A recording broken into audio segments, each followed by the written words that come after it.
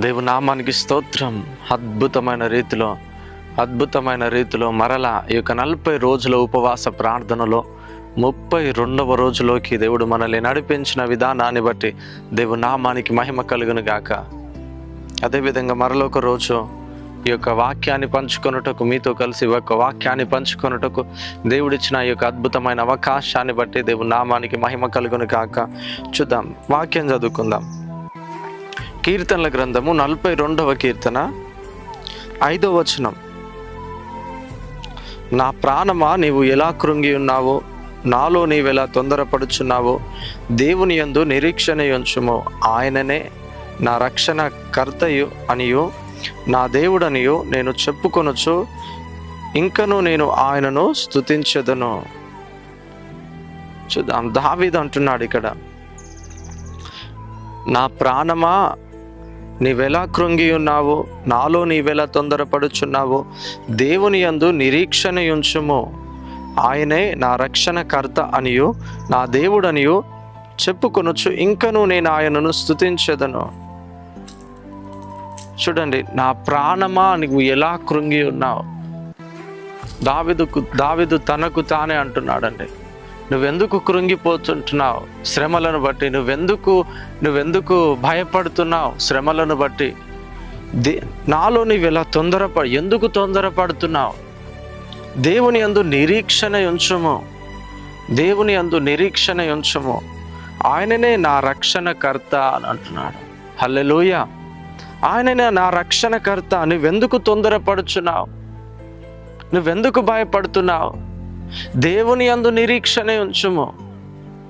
ఆయన కొరకు సహనముతో నేను కనిపెట్టుకొంటిని.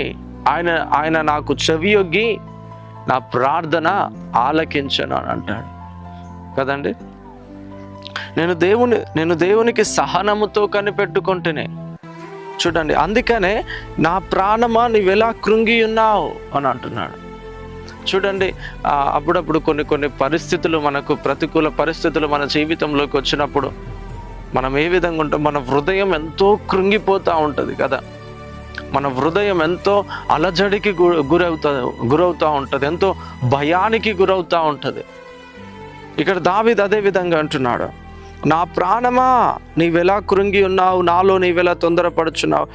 ఏదైనా అపాయం వచ్చినప్పుడు మనం ఏ విధంగా తొందర పడుతూ ఉంటాం, చాలా కంగారు పడుతూ ఉంటాం కదా. అందుకనే దేవుని యందు నిరీక్షణ ఉంచుము,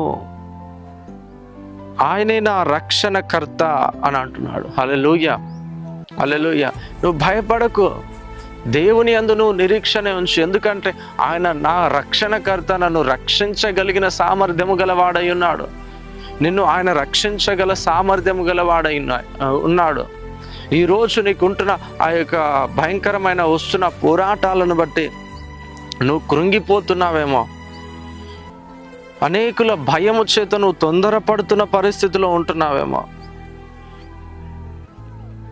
ఇది వరకు నువ్వు దేవుని ఆశ్రయించు కూడా ఈ విధమైన పరిస్థితులలో నువ్వు వెళ్ళిపోతుంటున్నావేమో. కానీ దేవుడు అంటున్నాడు, దేవుని యందు నువ్వు నిరీక్షణ ఉంచు.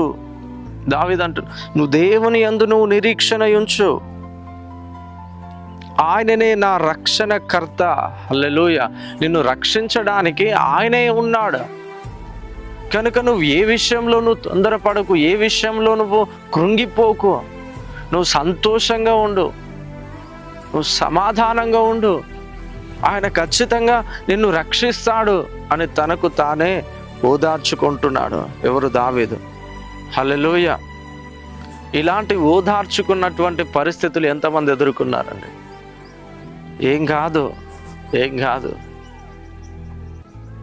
కానీ ఒక్కోసారి మన శరీరము భయపడుతూ ఉంటుంది, భయం ఆందోళనకు గురవుతూ ఉంటుంది.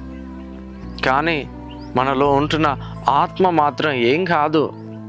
దేవుని యందు నిరీక్షణ ఉంచు, దేవుని మీద నువ్వు నమ్మిక ఉంచు. దేవుడు ఖచ్చితంగా నీ కార్యమును నెరవేరుస్తాడు అని ఒకవైపు మన ఆత్మ చెబుతూ ఉంటుంది. కనుక నువ్వు ఏ విషయంలో కూడా కృంగిపోకండి, మీరు ఏ విషయంలో కూడా దిగులు చెందకండి. నిన్ను రక్షించడానికి ఆయన ఉన్నాడు. నిన్ను రక్షించడానికి ఆయన ఉన్నాడు. ఈరోజు అప్పుల వారు నీ ఇంటి మీదకి వచ్చినప్పుడు ఆ భయము చేత నువ్వు ఉంటున్నావేమో. నీకుంటున్న అనారోగ్య సమస్య చేత నన్ను చంపేస్తుందేమో అన్న ఆ భయంతో నువ్వు ఉంటున్నావేమో. కానీ ఏ భయము కూడా నేనేం చేయదు. ఏ భయం కూడా నేనేం చేయడు. నిన్ను రక్షించడానికి ఎవరున్నారు? నీ దేవుడు నీకు తోడై ఉన్నాడంట నిన్ను రక్షించడానికి. నీ జీవితంలో ఖచ్చితంగా ఆయన గొప్ప కార్యాలు ఆయన తప్పకుండా జరిగిస్తాడు.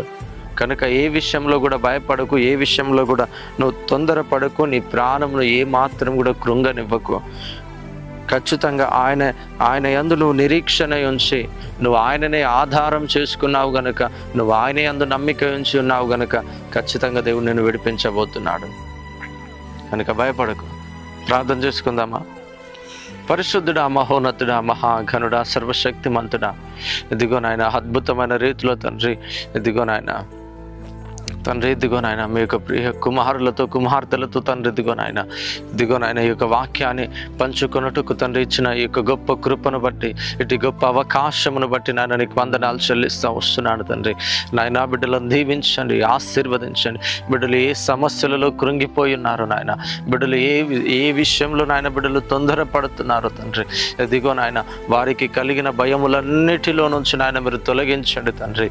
ఇదిగో నాయన నీ యందు నమ్మిక ఉంచి, ఇదిగో నాయన నీతో ముందుకు కొనసాగే గొప్ప కృపను దయచేయండి తండ్రి. ఇదిగో నాయన తండ్రి, ఇదిగో నాయన నా రక్షణ కర్త అని ఇదిగో నాయన దావీదు అంటున్నాడు తండ్రి. ఇదిగో నాయన నీ యందు నమ్మిక ఉంచే గొప్ప కృపను దయచేయండి నాయన. బిడ్డల ఆ యొక్క ప్రతికూల పరిస్థితులలో నుంచి నాయన బిడ్డల నాయన మీరు విడిపించి, బిడ్డల పక్షాన నాయన మీరు ఉండి గొప్ప కృపను దయచేయమని యేసు నామములో అడుగుచున్నాను తండ్రి. ఆమేన్. దైవ నామానికి మహిమ కలుగును గాక. అదేవిధంగా ఇక 40 రోజుల ఉపవాస ప్రార్థనలో మనం 32వ రోజులో కూడా వచ్చేసినాం కదండి. ఇంకా మనకు కొన్ని రోజులు మాత్రమే టైం ఉంది. ఈ రోజుతో మనకి ఇంకా 8 రోజులు మాత్రమే టైం ఉంది.